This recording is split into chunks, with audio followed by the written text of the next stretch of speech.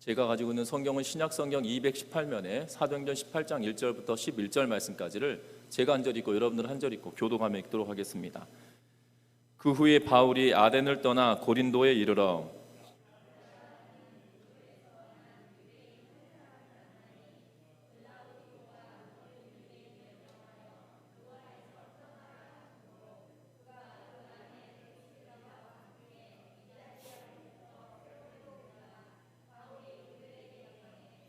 생업이 같음으로 함께 살며 일을 하니 그 생업은 천막을 만드는 것이더라.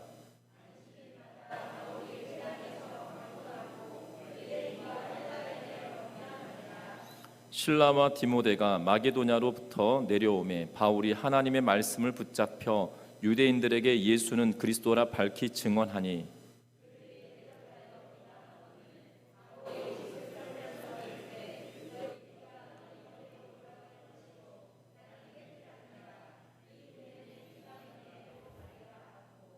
거기서 옮겨 하나님을 경외하는 디도 유수도라 하는 사람의 집에 들어가니 그 집은 회당 옆이라.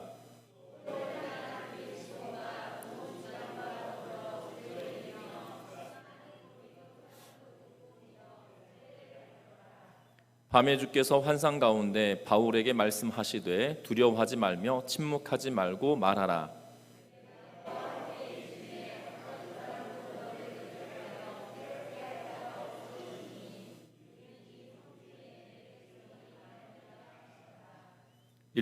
다 같이 읽습니다. 1년 6개월을 머물며 그를 말씀을 가르치니라. 아멘.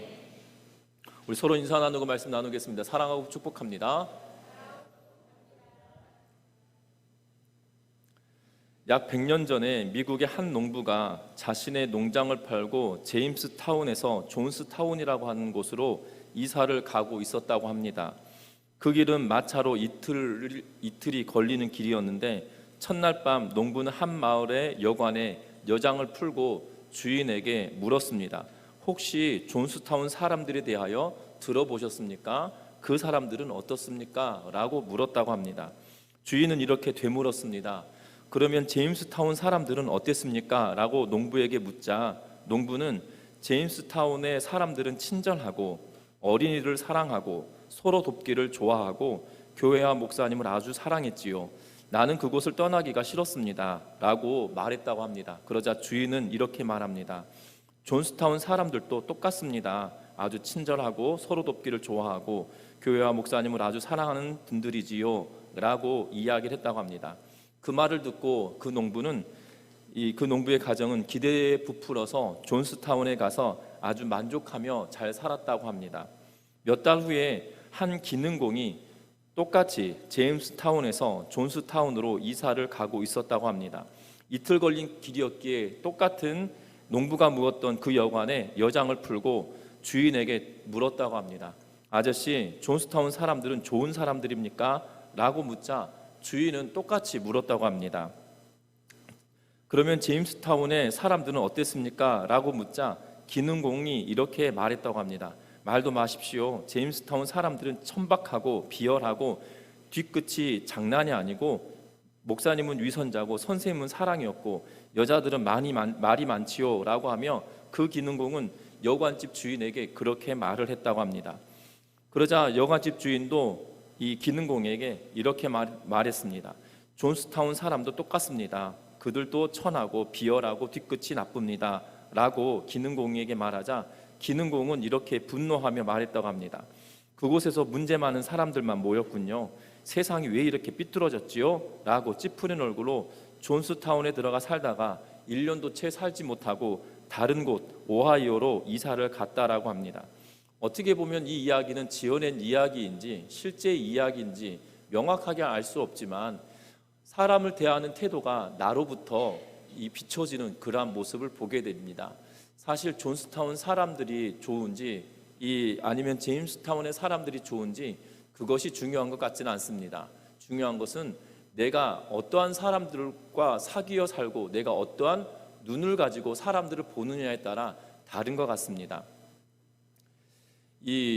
최근에 이 짤막한 영상들을 보면 유튜브의 영상들 보면 일본 사람들이 한국에 와서 가장 충격적인 것이 무엇이냐면 이 한국에 오면 일본 사람들을 적대시할 거라고 생각하는 일들이 그러한 선입견을 많이 가지고 있었는데 한국 여행을 하면서 그 선입견은 다 깨졌고 오히려 정이 많은 사람들이더라라는 이야기가 회자되고 있는 것들을 보게 되고 그러한 경험담을 이 영상으로 올려놓는 일들을 보게 됩니다. 아마 일본 사람들이 한국에 와서 만난 분들이 좋은 분들일 거예요. 예.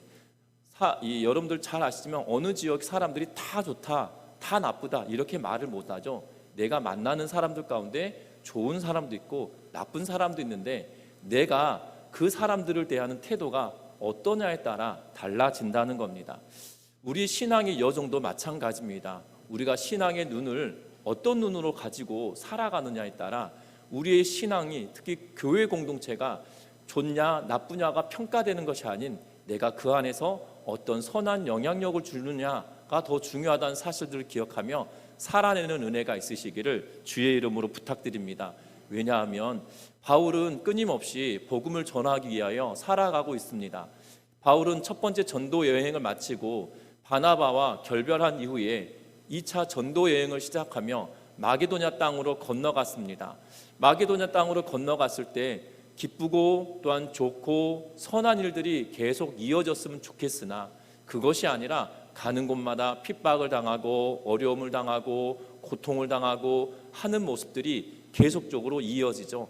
뿐만 아니라 지금 아덴에 이를 때까지 아덴을 떠나 고린도에 이르기까지 바울은 홀로 이 여정을 이어가고 있는 것으로 보여집니다. 왜냐하면 오늘 본문의 1절에 보면 그 후에 바울이라고 이야기하고 있고 그리고 5절 이하에 보면 실라와 디모데가 마게도냐로부터 내려오매라고 기록하고 있어서 디모데와 실라는 그 후에 도착한 걸로 여겨지기 때문에 바울은 홀로 이 여정을 계속 진행해 가고 있는 걸로 보여집니다. 그럼에도 불구하고 핍박과 어려움과 고통과 힘듦이 그에게 있다라면 포기할 만한데 그럼에도 불구하고 바울은 이것을 포기하지 않고 끝까지 나아가고 있는 것을 보게 되죠.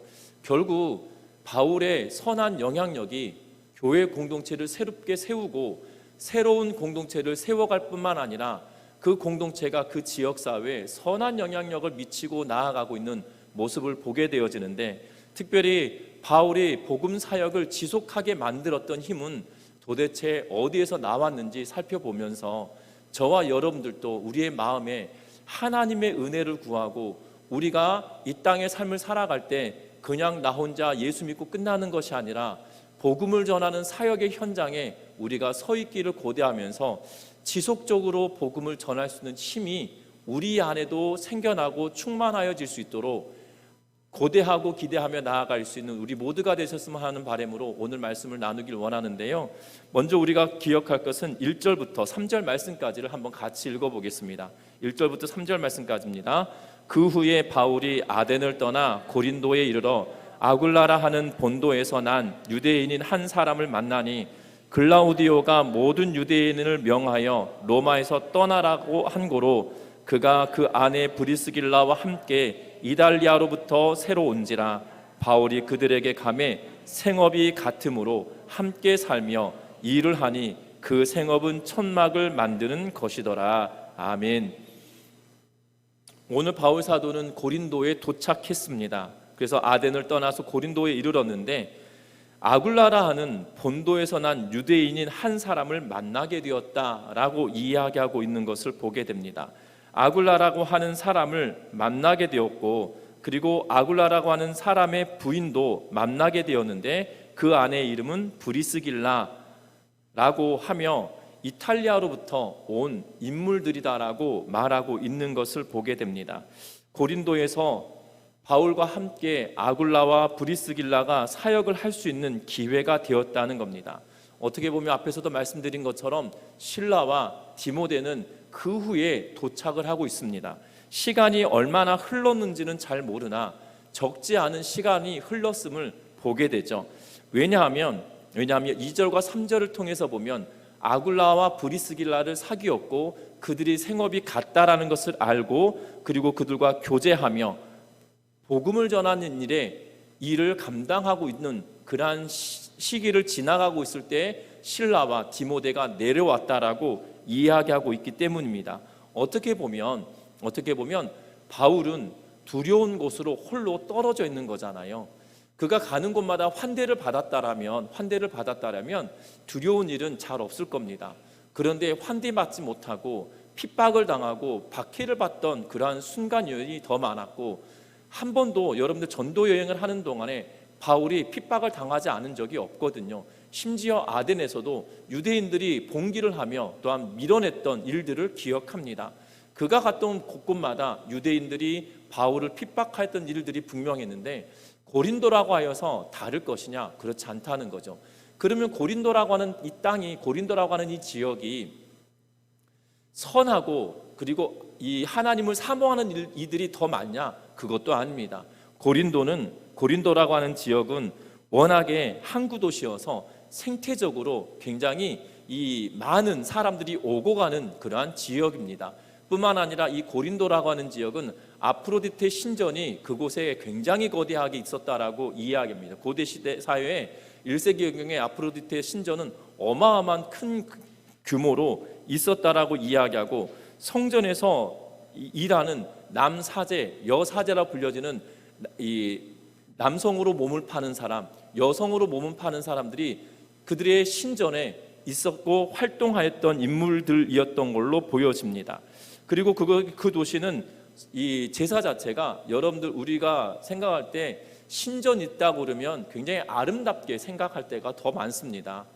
그리고 우리 이 대한민국 땅의 고대 사회로부터 시작해서 종교들이 전달되어질 때 종교가 막 문란한 그러한 종교들이 우리나라 가운데 들어와 있지 않았었어요. 그래서 불교가 삼국시대부터 들어왔음에도 불구하고 불교는 자신의 마음을 이렇게 깨끗하게 하고 참선하는 위주로 되어졌던 그런 불교들이 더 많았기 때문에 자신이 더럽히고 이러한 일들을 하지 않아요. 그런데 고대 근동이나 로마나 그리스 시대에 이 종교들의 행위가 어떠했냐면, 신전 안에서 이 성행위를 함으로 그들의 신이 그것을 보고 흥분하여서 그 제사를 지낸 이들에게 복을 빌어주는 그러한 양태예요.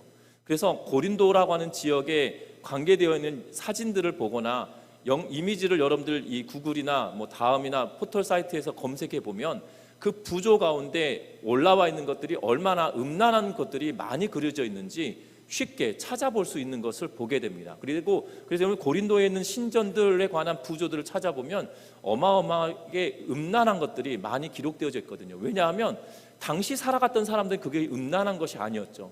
그들의 신에게 제사 드릴 때 이렇게 하면 우리의 신이 기뻐해서 우리에게 복을 줄 거야 라고 생각했다는 거예요. 그렇기 때문에 그러한 음란함이 가득했던 도시여서 거룩함을 찾아볼 수 없었던 그들인데도 불구하고 바울이 그곳에 던져지듯이 혼자 가 있다는 사실입니다. 그렇다면 염려가 되고 걱정이 될 것임에도 불구하고 하나님은 무엇을 준비하셨냐면 신실한 동역자를 하나님께서 준비해 두시고 계획해 놓으셨다는 사실이에요. 우리가 2절에 보았던 것처럼 아굴라나 브리스길라를 만났는데 그들이 생업을 같이 할 수 있는 인물들이긴 했으나 그들이 고린도로 왔던 이유를 2절 말씀에 기록해 놓고 있어요. 뭐라고 이야기하냐면 유대인인 한 사람을 만났다. 그들은 아굴라고 브리스길라인데 그들이 고린도에 왔던 이유를 뭐라고 하냐면 글라우디오가 모든 유대인을 명하여 로마에서 떠나라 한 고로라고 이야기합니다. 역사적으로 글라우디오 황제 때 어떤 일이 벌어졌었냐면 로마에서 유대인들은 다 떠나라라고 하면서 추방령을 내려요. 그래서 그 추방령 때문에 로마에 있던 아굴라와 브리스길라가 그들의 생업의 터전을 다 포기하고 어디로 오냐면 고린도라고 하는 지역에 와 있을 때에 바울을 만나게 되어지고 그들이 바울과 더불어 고린도 교회를 세워가는 동역자로 만들어지고 있는 것을 보게 된다는 겁니다. 여러분들 기억하셨으면 합니다. 성경은 우연히 결단코 있지 않아요. 하나님의 섬세하신 계획과 인도하심 가운데 이루어지고 있다는 거죠. 바울이 아덴에서 핍박받아 떠나는 때에 아굴라와 브리스길라 그곳에 마침이 있었던 것을 보게 된다는 사실입니다. 우리는 성경을 통해서 보면 룻이 보아스를 만날 때 우연처럼 보여지지만 우연이 아니었다는 거예요. 하나님은 치밀하게 계획하셔서 룻이 보아스의 밭에 갔을 그때에 그로 하여금 필연적으로 보아스가 마침 그곳에 나타나도록 만드셨던 하나님의 계획처럼 아굴라와 브리스길라가 지금 바울을 만나서 동역하게 되어지는 모습을 우리에게 이야기하고 있는 것을 보게 됩니다. 특별히 사도행전 17장 15절 말씀에 보면 성경은 이렇게 기록합니다. 바울을 인도하는 사람들이 그를 데리고 아덴까지 이르러 그에게서 실라와 디모데를 자기에게 속히 오게 하리라는 명령을 받고 떠나니라 라고 이야기하는데, 바울이 이 전도 여행의 여정 가운데 얼마나 힘들었으면, 아니 얼마나 외롭고 고통스러웠으면 뭐라고 이야기하냐면, 아덴까지 이르렀을 때에 그 아덴으로 인도하는 사람에게 뭐라고 이야기하냐면, 실라와 디모데가 빨리 나한테 와달라고 해라 라고 하며 요청하는 것이 17장 15절 말씀에 기록해 놓고 있거든요. 그런데 그들이 오기 전에 하나님은 아굴라와 브리스길라를 준비해 두시고 그곳에서 동역할 수 있도록 길을 열어두고 계셨던 모습을 보게 된다는 겁니다. 추방령이 왜 그때 일어났을까요? 그리고 아굴라와 브리스길라는 고린도가 아닌 다른 지역으로도 갈 수 있었을 것임에도 불구하고 하나님은 고린도의 지역에 그들을 두심으로 말미암아 그 일들을 감당하도록 만들어 주셨다는 사실입니다. 여러분들, 바울을 통하여서 바울이 아굴라와 브리스길라를 만남으로 인하여 그들이 복음 사역에 힘을 내고 있는 것을 보게 되는데, 특별히 4절 말씀에 보면 안식일마다 바울이 해당에서 강론하고 유대인과 헬라인을 권면하니라 라고 말하는데, 지금 그 생업을 하면서 하는 일들이거든요. 평일에는 천막을 만들면서 안식일에는 지금 회당에서 강론하고 유대인과 헬라인에게 권면하고 있는 것을 보게 되죠. 여기서 보면 유대인과 헬라인이라고 하는데 그 둘이 어디에 있냐면 회당에 있는 거예요. 여기서 말하는 헬라인들은 이방인들을 말하고 있는 것이 아니라 개종한 헬라인을 말하고 있는 것처럼 보여집니다. 그래서 회당에 와서 하나님의 말씀을 듣기를 사모하는 이들에게 복음을 전하는 일들을 열심을 내며 하고 있는 것을 보게 되죠. 저와 여러분들 마찬가지입니다. 복음의 사역을 지속할 수 있는 힘은 다른 것이 아니라 동역하는 이들이 우리 가운데 생겨나기 시작할 때 그 힘은 그쳐지지 않는다는 거예요. 여러분들, 우리의 조상들이 이런 말씀을 하셨죠. 백지장도 맞들면 낫다라는 말씀을 하셨거든요. 여러분들, 백지장은 가볍습니다. 혼자 들고 다녀도 요 종이 한 장 들고 다니는 게 뭐 어렵겠어요. 근데 이 백지장도 맞들면 낫다라고 하셨던 이유는 같이 협력하고 같이 동역하는 것이 더 힘이 되어진다라는 말씀을 우리에게 하고 있는 거죠. 믿지 않았던 우리의 조상들도 함께함이 얼마나 큰 힘이 되는지 말씀하고 있는 걸 보게 됩니다. 우린 또한 어렸을 때부터 이런 이야기를 많이 듣고 성장했습니다. 뭉치면 살고 흩어지면 죽는다, 이런 이야기를 했거든요. 사실 뭉치면 살고 흩어지면 죽는다라는 말의 교훈을 통해서 보면 마찬가지죠. 교회 공동체도 마찬가지입니다. 저와 여러분들 옆에 계시는 분들이 복음 사역을 위한 동역자들이라는 사실이에요. 그런데 우리는 때로는 교회 공동체 안에 옆에 있는 지체가 우리의 경쟁자처럼 여겨질 때가 있는데 아니라는 겁니다. 그 경쟁자처럼 여기면서 우리의 마음을 들쑤시는 것은 악한 영의 권세들이 우리의 마음을 요동시키는 거예요. 여러분들 기억하셨으면 해요. 우리는, 내 옆에 있는 지체는 나와 함께 하나님의 나라를 위하여 예수 그리스도의 십자가의 사랑을 전하기 위하여 함께 붙여준 하나님의 사람이라는 거예요. 우리가 경쟁하고 시기하고 질투할 대상이 아니라 나를 통하여 부족한 부분을 이 사람을 통하여 하나님께서 채우시고, 또한 이 사람의 연약한 부분을 나를 통하여 채워서 하나님의 나라와 그 그리스도의 복음을 증거하고 진보시키도록 묶어두신 하나님의 특별한 섭리 가운데 있는 이들이라는 것을 기억하는 은혜가 있으시기를 주의 이름으로 부탁합니다. 때로는 교회 공동체 안에 시기하며 질투하는 일들이 참 많거든요. 안타까운 일이에요. 또 가정 안에도 그렇지 않습니까? 자녀들 키우다 보면 이 시기 질투가 많은 애들이 있어요. 그런데 그건 어떻게 하겠습니까? 그럼에도 불구하고 그럼에도 불구하고 가정 안에서 화목하게 만드는 것은 부모의 역할이고 형제들 간에 만들어가는 일들인 것처럼 우리 안에도 마찬가지죠. 목표가 같은 거잖아요. 우리가 교회에서 신앙생활하는 이유가 뭡니까? 하나님의 말씀을 듣고 예수 그리스도의 말씀을 듣고 그 말씀을 지키고 순종하고 그 말씀을 전하고 나누는 사역을 감당하기 위하여 우리가 신앙생활하는 거잖아요. 교회 와서 인정받기 위해서 신앙생활하는 게 아니잖아요. 세상에서 인정받지 못했던 것을 교회 공동체 안에서 인정받기 위해서 신앙생활하는 게 아니잖아요. 세상에서 이루지 못했던 것을 교회 안에서 이루고 싶어서 신앙생활하는 게 아니잖아요. 나를 위해 십자가를 지셨던 예수 그리스도의 사랑에 힘입어서 우리가 이곳에서 하나님의 말씀을 듣고 그 들은 말씀을 가지고 내가 세상에 나가서 복음을 전하는 삶을 살아가는 것, 이것이 바로 우리를 부르신 하나님의 부르심이거든요. 그런데 우리는 그것을 망각해버려요. 그것을 망각해버리니까 언제나 교회 공동체 안에서 시기와 질투가 끊이지 않는 것을 보게 됩니다. 저와 여러분들 마음속에 혹여나 시기와 질투의 마음이 하나둘씩 꾸물꾸물 올라온다라면 이렇게 생각하셨으면 좋겠어요. 참 사탄도 할 일 되게 없나 보다. 왜 나한테 와가지고 이런 마음을 주냐. 사탄아 물러가라 라고 떨쳐낼 수 있는 은혜가 있으시기를 주의 이름으로 부탁드립니다. 왜냐하면 사탄이, 여러분들 기억하셔야 돼요. 사탄은 자기 편은 시험하지 않습니다. 사탄은 자기 편을 결단코 시험하지 않아요. 내 편이 아닌 사람을 꾸물꾸물 시험 들게 해서 시기질투의 마음을 불어넣고 교만한 마음을 불어넣어서 이 어렵고 힘들게 만드는 거거든요. 혹여나 여러분들에게 시험이 온다 그러면 사탄이 나를 드디어 하나님의 사람으로 인정했구나.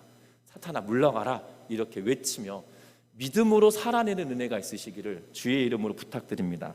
뿐만 아닙니다. 놀랍습니다. 4절부터 8절 말씀의 내용을 살펴보면 바울이 평일에는 브리스길라와 아굴라와 더불어 천막을 만드는 일을 합니다. 그리고 그 뒤에 내려와 안식일마다 또한 회당에서 말씀을 전하기 시작합니다. 그리고 실라와 디모데가 마게도냐로부터 내려옵니다. 그리고 바울이 하나님의 말씀에 붙잡혀서라고 기록하고 있거든요. 유대인들에게 예수는 그리스도라 밝히 증언하기 시작했다라고 성경은 이야기하고 있는 것을 보게 되어져요. 다시 말하면 이제 바울과 디모데가, 제가 계속 말이 지금 헛나오네요. 실라와 디모데가 마게도냐로부터 바울에게로 왔어요.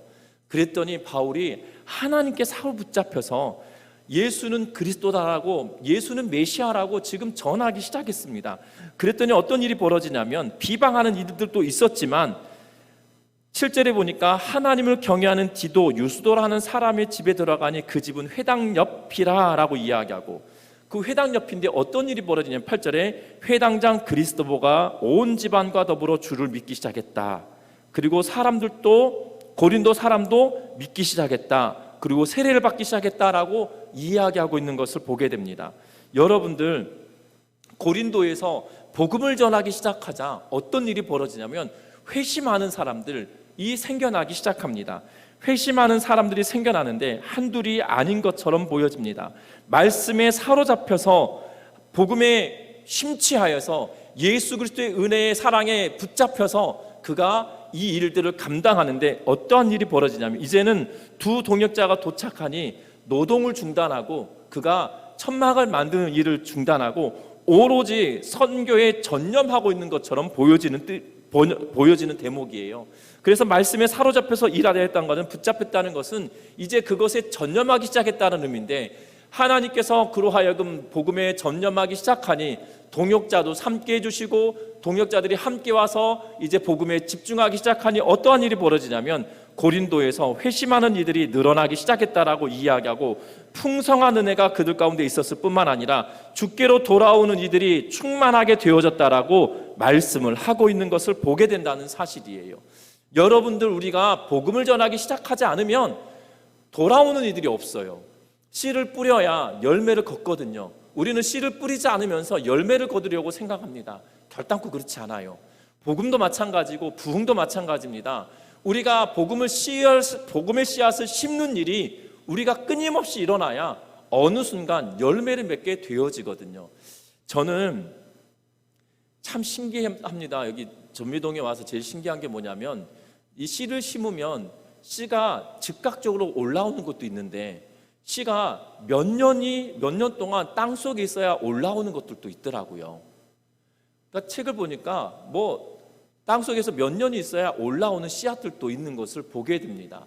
참 희한합니다. 하나님은 왜 그냥 씨앗을 심었으면 바로바로 올라오면 참 좋겠는데 그것이 씨앗으로부터 몇 년이 걸려야 땅 위로 싹이 올라오고 또한 그 싹이 줄기가 잡혀지고 나무에 가지가 생겨지고 그렇게 되어지는 것들을 보게 되거든요. 그래서 여러분들 기억하셨으면 해요. 복음은 씨앗을 심는 일이에요. 그것이 언제 싹이 틀지 모르고 우미 돋을지 모르는 그것을 두고 복음은 씨앗을 심는 겁니다. 어떤 복음의 씨앗은 그 밭에 따라서 바로 반응이 올 수도 있겠지만 때로는 그 양분이 달라서 더 늦게 나올 수도 있는 거거든요. 분명한 것은 그 씨앗을 심는 작업이 우리들에게 있어야 된다는 거예요. 그런데 우리는 염려하죠. 뭘 염려하냐면 내가 복음 전하면 저 사람 예수 믿겠어? 그것은 중요하지 않아요. 저 사람이 예수 믿는가 안 믿는 거는 하나님의 뜻이거든요. 내가 할 바는 예수 믿으라고, 하나님이 너를 사랑한다고, 너를 위해서 예수께서 십자가에서 죽으셨다라고 그것을 전하며 살아가는 은혜가 있으시기를 주의 이름으로 부탁합니다. 그 복음을 전하고 씨앗을 심기 시작하면 언젠가는 열매를 보게 되는데 지금 오늘 본문에 보니까 바울이 전심으로 말씀에 사로잡혀서 복음의 씨앗을 심기 시작하고 났더니 회심하는 이들, 다시 말하면 결과물들이 나오기 시작했다는 거예요. 그것을 보고 나서 바울은 홀로 힘들고 지쳤던 그 마음이 회복되는 것을 경험하는 것을 봅니다. 그래서 사람들이 세례를 받기 시작했다라고 이야기하고 있는 것을 보게 되어져요. 복음의 진보에 끊임없이 이루어지는 것은 이것을 보는 거거든요. 여러분들 씨앗을 심을 때는 힘들 수도 있지만 열매를 거둘 때는 참 놀랍고 즐겁지 않습니까? 그리고 그것을 거두어서 내가 필요한 대로 사용할 때 더 즐거움을 누리게 되잖아요.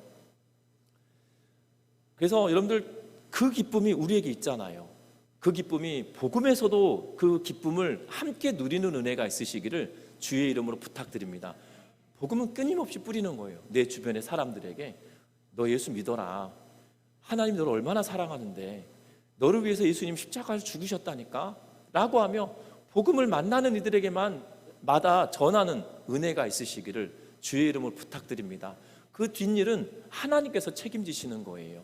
그래서 저와 여러분들이 씨앗을 심는 은혜가 있으시기를 주의 이름 부탁드립니다. 이것만 있으면 복음의 진보를 위한 사역이 끝이지 않을까요? 아닌 것 같습니다. 왜냐하면 오늘 본문의 9절과 10절 말씀 같이 한번 읽어봅니다. 9절과 10절입니다.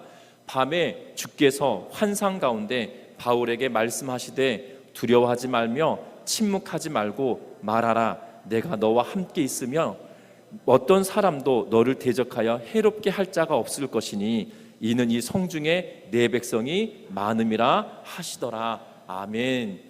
하나 주께서 밤에 환상 가운데 바울에게 말씀하십니다. 뭐라고 말씀하십니까? 두려워하지 말며 침묵하지 말고 말해라. 내가 너와 함께 있다.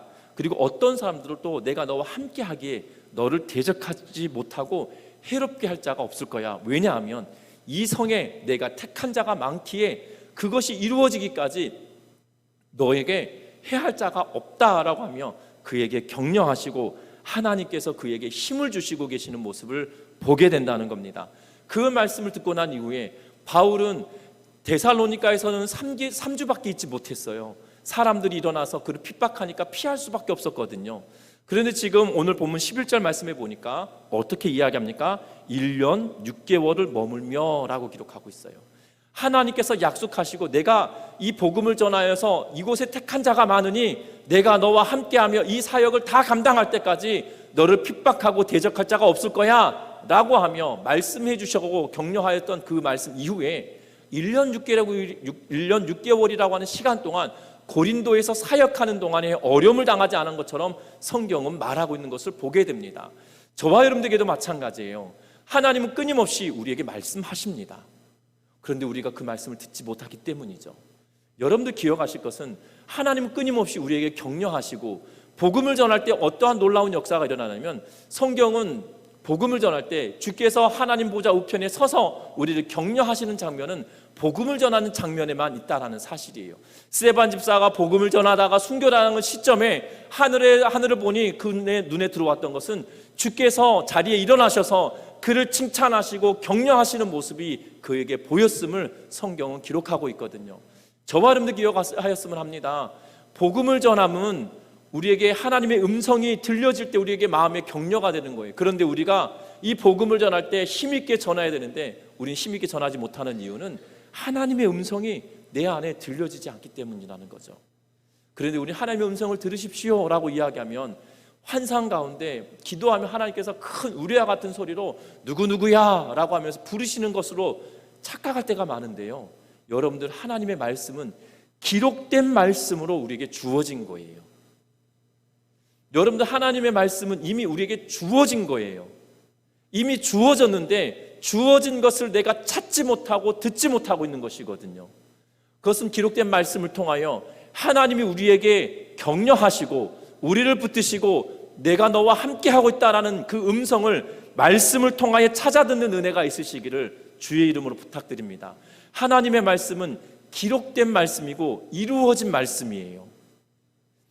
이루어질 말씀이 결단코 아니라는 겁니다. 성경은 기록되어져 있는 말씀이고 그 말씀이 하나님께서 우리에게 충분하게 해주신 말씀이라는 거예요. 그래서 그 기록된 말씀 가운데 하나님께서 나에게 하시는 말씀이 무엇인지, 지금 나에게 요청하는 것이 무엇이고 나를 부르시는 목적이 무엇인지 하나님의 말씀을 통하여 찾아내는 은혜가 저와 여러분들 가운데 있기를 주의 이름으로 부탁드립니다. 왜냐하면 두려워하지 말고 침묵하지 말라, 내가 너와 함께하고 있다라고 말씀해주고 계시기 때문이죠. 하나님은 예수 그리스도를 통하여 이 땅에 보내심은 그냥 할 일 없어서 보내신 것이 아니잖아요. 마태복음 1장 28절 말씀에 보면 임마누엘 하리라 라고 말씀하시거든요. 그 뜻이 무엇입니까? 하나님이 우리와 함께 하기 위함이다 라고 말씀하고 있거든요. 예수께서 이 땅에 오심은 그냥 보내신 것이 아니라 우리와 함께 하기 위하여 이 땅에 오셨다는 거예요. 또한 요한복음은 말합니다. 말씀이 육신이 되어 우리 가운데 거하심에 은혜와 진리가 충만하더라라고 요한복음 1장 14절 말씀에 우리에게 말씀해 줍니다. 주께서 우리 가운데 오신 이유가 무엇이에요? 은혜와 진리가 충만하기를, 우리와 함께 하셔서 그 은혜와 진리가 충만하기를 바라신다는 말씀이죠. 저와 여러분들 신앙의 여정에 하나님께서 우리에게 주시는 말씀을 찾고 그 말씀을 귀담아 듣고 그 말씀대로 행하는 은혜가 있으시기를 주의 이름으로 부탁드립니다. 그 말씀이 우리에게 찾아 들어올 때, 그 말씀을 부여잡고 간구할 때 어떠한 일이 벌어지느냐? 1년 6개월 머물며 이루시잖아요. 대적할 자가 없고 해할 자가 없다. 왜냐하면 이곳에 내가 택한 자가 많다라고 하신 하나님의 말씀이 바울에게 들렸을 때 실제로 이루어지고 있는 것이거든요. 우리의 삶에 하나님이 나에게 주시는 은혜가 무엇이고 하나님이 나에게 말씀하고자 원하신 것이 무엇인지 귀담아 듣고 찾아냄으로 말미암아 그 하나님의 말씀대로 살아내는 은혜, 하나님의 말씀대로 행하며 살아가는 은혜가 우리 가운데 충만하여 지시기를 주의 이름으로 부탁드립니다. 말씀을 맺으려고 합니다. 바울이 고린도에 머무는 동안에 하나님께서 그 사역을 감당할 수 있도록 힘을 주시고 계셨습니다. 동역자들을 삼도록 동역자들을 미리 준비해 두셨고 지치지 아니하도록 그에게 새 힘을 불어주고 계시고, 또한 동역자들이 함께하였던 실라와 디모데가 그에게 함께 왔을 때 또다시 열심을 내어 복음을 증거할 때 회심의 역사가 일어났던 것들을 보여주고 계시는 것을 보게 되죠. 심지어 고린도에는 내가 택한 자가 많다라고 하며 부르심을 받은 이들이 그들의 일들로 말미암아 주께로 돌아오는 일들이 많아졌던 것들을 성경은 이야기하고 있는 걸 보게 된다는 거예요.